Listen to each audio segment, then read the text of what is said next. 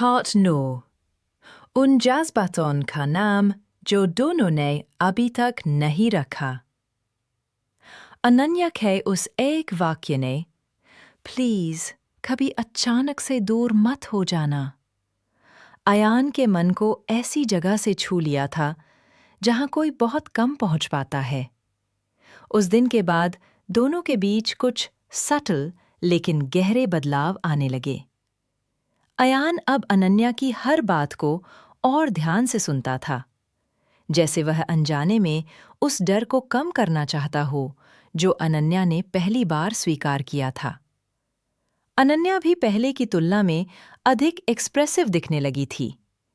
वह अब छोटी-छोटी बातों पर भी अयान को शेयर करने लगती, चाहे वो एक ऑर्डिनरी थॉट ही क्यों ना हो। एक सुबह अयान अचानक अनन्या के पास आया। वह थोड़ा हेजिटेंट लग रहा था।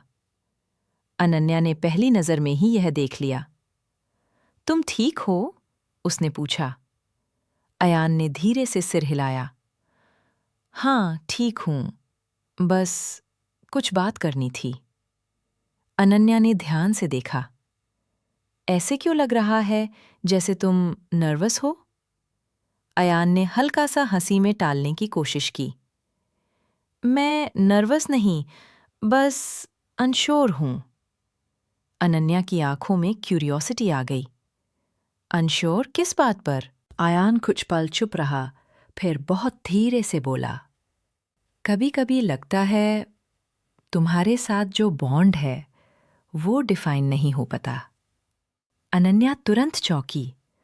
डिफाइन करने की जरूरत ही क्या है? अयान ने उसकी ओर देखा। शायद जरूरत नहीं, पर कभी-कभी मन पूछता है, ये जो कुछ चल रहा है, क्या तुम भी वैसे ही फील करती हो? या मैं ही ओवरथिंक करता हूं? अनन्या की सांस रुक गई। वो तुरंत नजरें चुराकर बोली, अयान, तुम जानते हो ना, मैं अपने इमोशंस को एक्सप्रेस करने में वक्त लेती हूं। लेकिन, अयान ने धीरे से कहा, क्या तुम मेरी प्रेजेंट में सेफ फील करती हो? अनन्या ने एक पल आंखें बंद की, फिर बोली, सेफ? अयान, तुम मेरे लिए वो रेयर लोगों में से हो जिनके पास होने पर मुझे अपने वर्ड्स छुपाने की जरूरत नहीं पड़ती। अयान की आंखों में सॉफ्टनेस भर गई। ये सुनना मेरे लिए काफी है। अनन्या मुस्कुराई, लेकिन उस मुस्कुराहट के पीछे कोई गहरी बात छुपी थी। एक ऐसी बात जो वो बोल नहीं पा रही थी, पर महसूस कर रही थी। कुछ दिन बाद अयान ने अनन्या के बिहेवियर में हल्का सा बदलाव महसूस किया। अनन्या पहले की तुलना में ज्यादा क्वाइट लग रही थी। वो बात करती तो थी, लेकिन उसकी आंखों में एक अलग तरह की थकान थी। कुछ सोचने की, कुछ डरने की, कुछ छुपाने की। अयान ने पूछा, तुम कुछ परेशान हो क्या? अनन्या ने तुरंत कहा, नहीं, कुछ भी नहीं। लेकिन उसकी आवाज बता रही थी कि वो सच नहीं बोल रही। अयान ने नर्म लहजे में कहा, अनन्या, तुम्हारी आंखों में जो लिखा होता है वो तुम्हारी बातों में नहीं होता, पर मैं उससे इग्नोर नहीं कर सकता। अनन्या ने पलटकर उसकी ओर देखा, फिर बहुत धीरे धीरे बोली, कभी-कभी मुझे लगता है मुझे अपने आप से ही डर लगने लगता है। अयान कुछ समझ नहीं पाया। अपने आप से? अनन्या ने सिर हिलाया।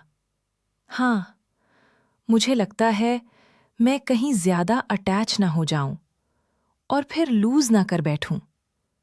तुम जानते हो ना, मैं किसी को इतनी आसानी से अपने अंदर नहीं आने देती। अयान ने उसकी ओर कदम बढ़ाया और एक पल रुककर कहा, मैं यहां हूं, कहीं नहीं जा रहा। अनन्या की आंखों में हल्की नमी आ गई। पर लाइफ किसी को भी कभी भी दूर ले जा सकती है, उसका क्या? अयान चुप हो गया। वो जानता था कि भविष्य पर किसी का कंट्रोल नहीं होता, लेकिन वो ये भी जानता था कि अनन्या हर पल डरकर नहीं जी सकती। उसने बहुत धीरे कहा, अनन्या, अगर हम कल के दर में आज को लूज कर देंगे तो कल का कोई मतलब ही नहीं रहेगा। अनन्या ने उसकी ओर देखते हुए एक छोटी सी मुस्कान दी। कभी कभी तुम इतना मैच्योर क्यों लगते हो?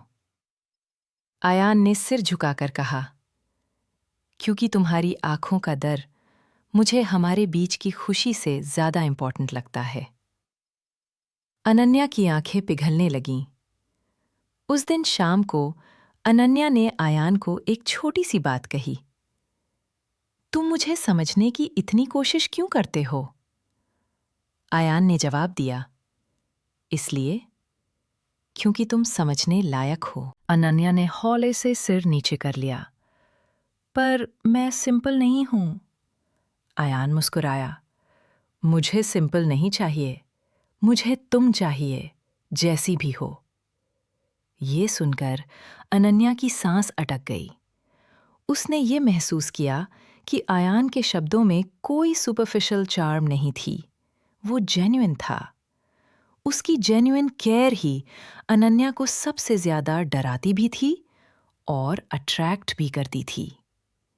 अगले कुछ दिनों में रिश्ता और खुलने लगा। अब अनन्या खुद आयान को छोटी छोटी बातों में इन्वॉल्व करने लगी थी। अगर उसे कोई कंफ्यूजन होती तो वो पूछ लेती, तुम होते तो क्या करते? आयान उसे कामली समझा देता। एक दिन अनन्या ने खुद आयान को कॉल किया। धीरे से बोली, तुम बिजी तो नहीं? आयान ने मुस्कुराकर कहा, तुम्हारा फोन आने पर बिजी रहने का मन ही नहीं करता। अनन्या चुप हो गई। फिर उसने हल्की आवाज में कहा, आयान, मुझे तुम्हारी वॉइस से कंफर्ट मिलता है। आयान कुछ देर तक कुछ नहीं कह पाया। उसकी आंखें चमक उठीं।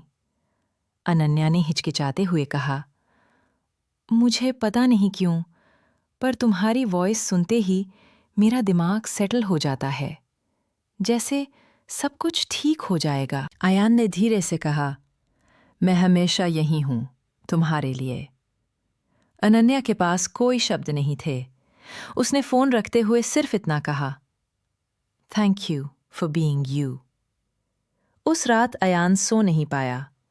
वो सोचता रहा कि अनन्या का डर क्या था और उसकी तरफ बढ़ता भरोसा कितना गहरा हो चुका है। वही अनन्या अपने कमरे में बैठी खुद, लेकिन हर बार उसका दिल एक ही आंसर देता, अटैचमेंट हो चुका है, चाहे तुम मान लो या ना। 2 दिन बाद अयान और अनन्या बात कर रहे थे। अचानक अनन्या ने पूछा, अयान, तुम्हारा सबसे डिफिकल्ट इमोशन क्या था लाइफ में? अयान ने थोड़ी देर सोचा और बोला, वेटिंग। अनन्या ने पूछा, किसका वेट?